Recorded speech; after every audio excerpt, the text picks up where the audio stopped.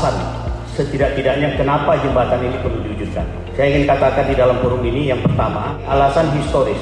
Kedua, alasan ekonomis. Ketiga, alasan strategis. Keempat, alasan kompromistis. Dan kelima, alasan logis. Kenapa alasan historis? Tahun 80, Riau ini baru ada 5 kabupaten dan 1 kota madya. Sehingga kalau kita lihat historisnya, Pulau Bengkalis ini itu adalah 1 kabupaten terbesar yang terluas yang ada di Provinsi Riau. Kalau saya ibaratkan sebuah keluarga, ada ayah, ada ibu, ada anak-anak di sana. Si anak ini bicara sama ayahnya, "Ayah, saya sudah ayah bekali pendidikan, sudah ayah bekali pengetahuan, pengalaman. Sekarang izinkan saya meninggalkan keluarga ini untuk mengadu nasib yang lebih baik." Sebagai seorang ayah yang baik, dia pasti akan relakan anaknya. Oleh karena itu anaknya ini pergi, dan hari ini menjadilah dia Kabupaten Rokan Hilir. Terus anaknya yang nomor 2 mengatakan juga, "Ya, abang juga sudah sukses. Adik juga ingin mengikuti jejak abang." Ayahnya katakan, "Silakan nak, pergilah." Jadilah dia hari ini Kabupaten Bengkalis. Datang lagi adiknya yang berikutnya, menjadilah Kabupaten Kepulauan Meranti. Datang adiknya lagi, pergi menjadi sekarang Kota Dumai. Sekarang adiknya yang paling bungsu ingin pamit lagi sama ayahnya, ingin menjadi Duri. Pertanyaannya, apakah orang tua yang bernama Bengkalis ini di masa tuanya akan ditinggalkan begitu saja oleh anak-anaknya? Atau orang tuanya ini nanti di masa tuanya akan mengemis kepada anak-anaknya? Tentu tidak. Inilah yang harus kita pikirkan bersama, bagaimana di masa tua ayahnya ini bisa hidup secara layak di tempat dia membesarkan anak-anaknya. Ini yang saya katakan secara historis. Kemudian kita masuk ke alasan ekonomis. Bengkalis hari ini dikenal sebagai Pulau Durian.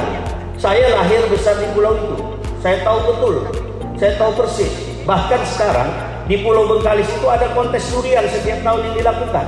Saya membayangkan, coba kalau misalnya juara kontes 2018 dikawinkan dengan juara kontes 2020, akan lahir satu varietas baru. Itulah yang dilakukan Malaysia yang sekarang namanya Musangking. Itulah yang dilakukan Thailand yang hari ini bernama Montok. Kenapa tidak kita lakukan? Durian tembaga Bengkalis dikawinkan dengan omehnya Kampar, lahir satu varietas baru yang namanya durian Edinatar. Kan bisa. Kenapa tidak? Oleh karena itu, kita harus membuat sebuah nilai ekonomis di Pulau Bengkalis. Itu kalau kita bikin sebuah perkebunan durian terbesar di sana. Bukan hanya kebun durian, tetapi jadikan di sana pusat studi durian, laboratorium durian. Dan ini bisa kita lakukan. Belum lagi ketika saya kecil-kecil di Pulau Bengkalis itu dikenal Pulau Bengkalis itu sebagai pulau terumbu. Mestinya Pulau Bengkalis ini jadikan tempat orang, pusat orang akan datang ke sana. Dari segi duriannya, dari segi ikan terumbunya. Artinya Pulau Bengkalis ini harus kita taruhkan gula sebanyak-banyaknya supaya semut pada datang. Sekarang kita masuk alasan strategis. Bengkalis satu di antara 4 pulau terluar. Artinya Pulau Bengkalis ini termasuk KSN, Kawasan Strategis Nasional. Kenapa dia dikatakan strategis? Karena dia bertetangga dengan 2 negara, Singapura dan Malaysia. Bahkan kedudukannya dia berada di pinggir Selat Sumatera, yang selat itu merupakan perlayaran teramai internasional hari ini. Dia memiliki sebuah nilai strategis, dan ini merupakan kawasan strategis nasional yang perlu kita komunikasikan ke pusat. Saya mendapat informasi dalam waktu ke depan ada kemungkinan Riau ini akan menjadi Kodam. Kalau dia meningkat menjadi Kodam, berarti Kodam itu akan ada berada di sini. Korem ini akan bergeser. Tidak mustahil Korem itu ditempatkan di Pulau Bengkalis, karena itu merupakan kawasan strategis nasional dan dia pulau terluar. Inilah nilai strategisnya. Kemudian apa alasan yang keempat? Alasan kompromistis. Selama 70 tahun sudah 11,69 miliar barel yang diambil dari Riau ini, yang nilainya ribuan triliun disumbangkan ke pusat. Riaunya di mana? Di Bengkalis. Pertanyaan besarnya adalah, tidakkah pantas pusat itu berkompromi dengan kami yang ada di daerah yang sudah menyumbangkan sekian ribuan triliun, hanya menyumbangkan sekian triliun? Kompromi itulah yang kita tuntut hari ini. Kita bisa menggunakan skema pusat ikut, provinsi ikut, kabupaten ikut. Dengan 3 skema ini saya kira, kalau memang tidak sanggup kita bikin tahun tunggal, kita bikin tahun jamak. Dengan harapan ini bisa terrealisasi. Barulah kita masuk ke alasan yang kelima, alasan logis.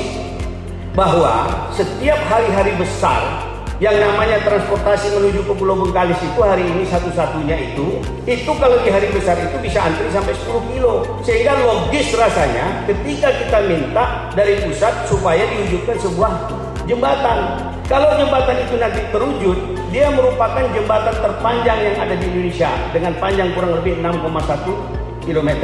Yang hari ini jembatan terpanjang itu ada di Suramadu yang panjangnya 5,3 km.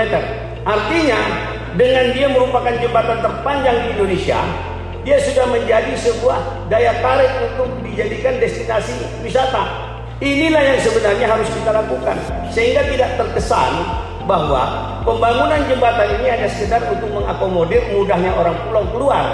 Tetapi kita balik, kita ingin orang luar berbondong-bondong masuk ke pulau, karena kita sudah menaruhkan gula sebanyak-banyak di sana. Sama ibaratnya, saya seorang ayah, anak saya datang, ya minta duit 1 juta. Untuk apa nak duit 1 juta? Adik haus, mau beli aqua 2 botol. Kira-kira logis gak? Nak menghilangkan haus muda, beli air 2 botol, tapi minta duit 1 juta. Tidak logis. Inilah yang kita bangun selama ini, karena dia selalu antri kalau hari-hari besar, terus minta dibangunkan jembatan 6-7 triliun. Makanya pada hari ini kita duduk bersama, kita berdiskusi bersama dengan 5 alasan yang saya sampaikan tadi. Insya Allah ini mungkin bisa terargumentasikan dengan baik.